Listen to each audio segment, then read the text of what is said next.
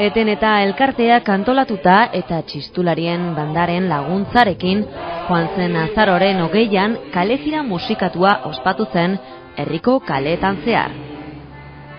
Kantu kalejira eguerdiko 12etan abiatu zen San Juan plazatik. Bertan nahizuenak parte hartu ahal izan zuen. Urnetako udalak lagunduta jarduerak arrakasta izan zuen, naiz eta eguraldiak egun horretan ez lagundu.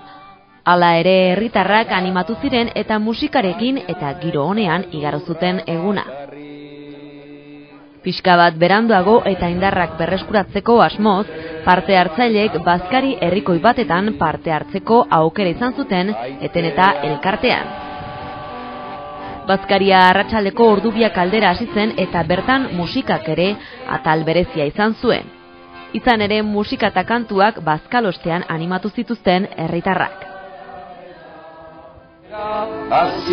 Azikaletik eta etxera martxan jarri da lege berri bat euskaraz Euskal Herria.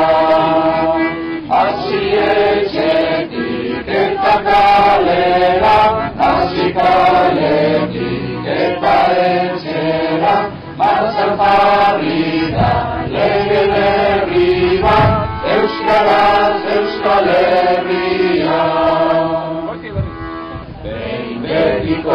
Behin betiko, ziberrezain tinko, ez dugu etxiko. Behin betiko, ziberrezain tinko, euskaraz jakiko.